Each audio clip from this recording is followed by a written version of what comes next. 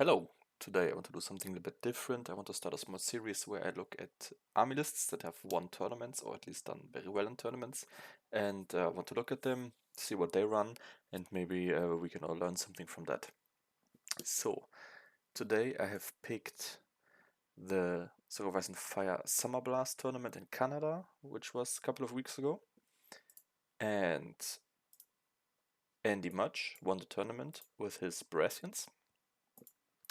And I think his two lists are very quite interesting. Just for the record, he played all three games with his Courtney Penrose list. So let's look at it. So first Courtney Penrose as commander. A very nice commander. You get that additional hand card, which is super nice in Baratheons. I love it. Baratheon has many cool cards, which do tend to sit quite heavily in your hand. So, but you don't want to really throw them away. So having that extra card really helps to have more options and to use more cards during the game. And he still keeps his Might of the Throne ability, where basically if your opponent does not control the crown, you get automatic 6 on all your charges and get even 1 additional attack die. So that he uses, he goes into the Sentinels. So basically, yeah, he has as long as the opponent doesn't control the crown, you have an 11-inch auto Sentinel charge, which is pretty nice. Basically, you create a huge threat range. It's very interesting. Then I'm also a huge fan of High Garden Pikemen, especially in 8 activation lists like this.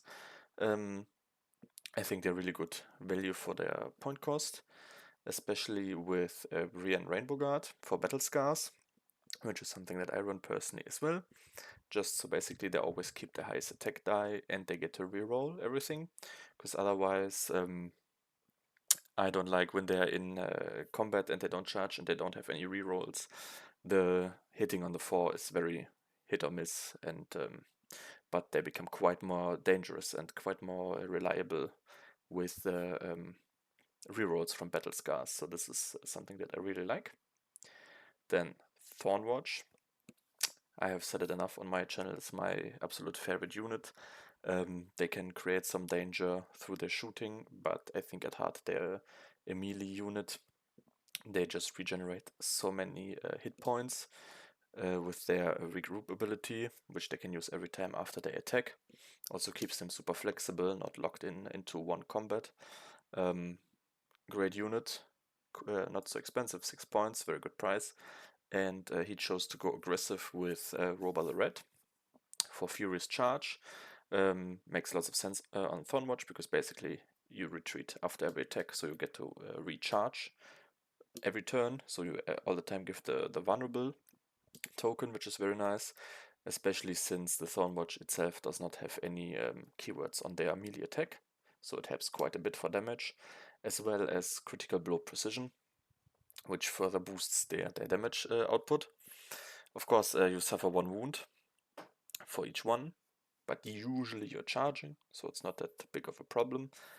However, there could be some instances that I also had when they have been attacked and there's only like 1 or 2 models left and they have a weakened token on them, and then you need to decide what to do. You want to hit your opponent and retreat, but the chance that there's like 1 or 2 ones is pretty high, so you just have to retreat.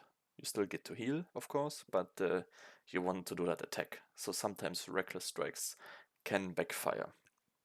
But in general, Roba the Red makes those guys like a really big threat.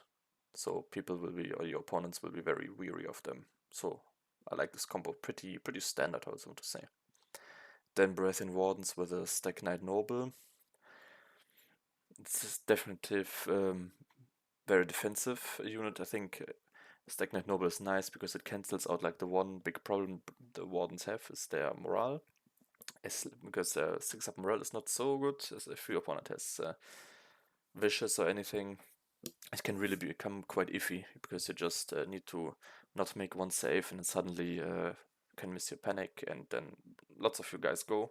So that's nice, but not entirely sure if Stack Knight Noble does enough in the Wardens. But probably they're anyways just meant to sit on one objective and do nothing the whole game. So it's probably fine. And then one thing that's very interesting is Stormcrow archers with a pikeman captain. So pikeman captain for boldness and courage, so we can already keep that in mind. Basically one attack die. And this is really interesting unit choice. I have personally not seen this yet. It's very quite intriguing. They get different bonuses depending on which zones you control. And already, spoiler alert, this list, as you can see, is Elster Florent, which gives you more flexibility on the tactic board and makes you able to control certain fields that you want. So this really keeps you quite flexible with this unit. Again, I think it's very interesting. Need to see like the hitting on the 4 up is really not that good. This is basically, especially since this is ranged, this will be a huge target for any weakened tokens. If you have the swords, you may reroll any attack dice, which is pretty nice. Of course, if you have also the back sundering, making the opponent vulnerable before you shoot is also pretty cool. I suppose that you usually, especially with a weakened token, you usually would want to control the swords, and probably the letters is better than the bags. And letters is something you want to control anyway.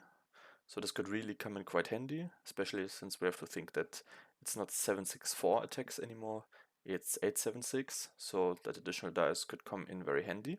I think this is very interesting because the usual idea if someone wants to have any sort of ranged unit was usually the Golden Company crossbows, which have sundering all the time. They hit on 3s and they get to reroll in short range. So it's obviously a much better unit, but it costs also 1 point more, which this list doesn't can't really spare. So on the budget, could be quite interesting. I like to see this, and I would also like to try this, to be honest. And then the NCUs is pretty standard. Olena, I think one of the best NCUs ever. Just turns off one opponent NCU. Alistair Florent, I feel like pretty must-have at the moment. He gets to control the zones very effectively, which you want really for your cards and for abilities like the Might of the Throne ability of Courtney Penrose. So you can basically always have the crown. You can always clear it if your opponent goes on it. You just switch places. And Lord Varus is just overall pretty awesome to have. There's not really any House Baratheon NCU that I would pick over him, to be honest. So this is pretty nice. The Stormcrow Archer is definitely super interesting. I really like it. Let's also look at his Stannis list. He didn't play it in the tournament, but let's anyway have a quick look because I really like the idea of having Stannis Baratheon in the Bastard Girls. Bastard Girls are a very interesting unit in this game. I really like them. They're basically like a finishing unit, I would say. If one opponent is low on health, then they would scoop in and mop them up. That's basically what they're usually designed for, because with their 6-up defense, they're not really meant to have any sort of long engagements. So of course what they can do is firstly shoot the opponent, place a vulnerable token on them, and then charge in. So what they basically do, if they're not on the last rank, they have 10 attacks. Usually you get to reroll the 6 melee attacks, and the melee attacks have vicious, otherwise there are no keywords. And sometimes the problem is that this is not as much damage as you sometimes would hope. And the problem with Stannis is also that he doesn't really give any additional keywords, for example, on the attack. What they do get is the relock keyword, which is nice for the cards. So if you have the nice cards, you could really have a big attack with those guys. So that's why I think it's a really neat idea. But you have to play them very carefully. If they get tied up in combat, then they die pretty quickly.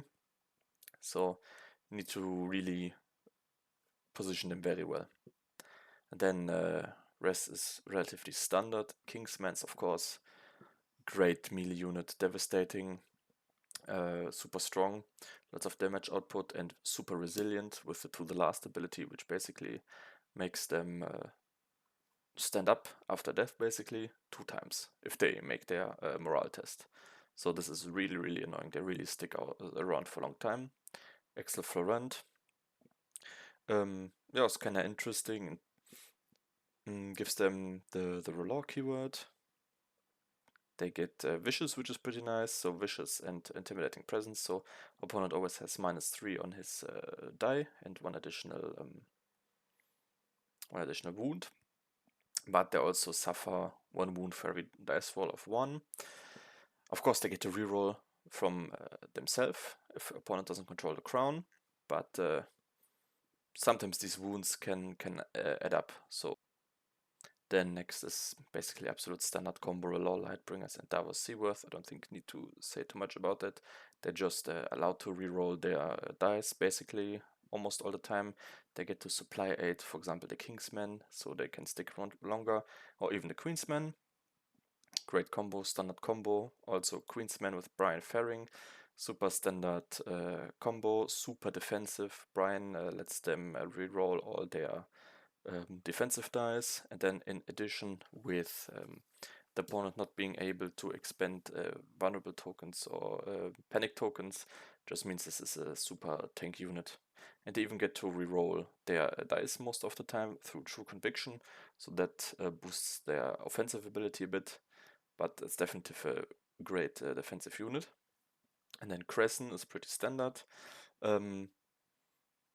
Since you want the crown kinda anyway for Brian Ferring, and maybe two is just secured for your Kingsman attack.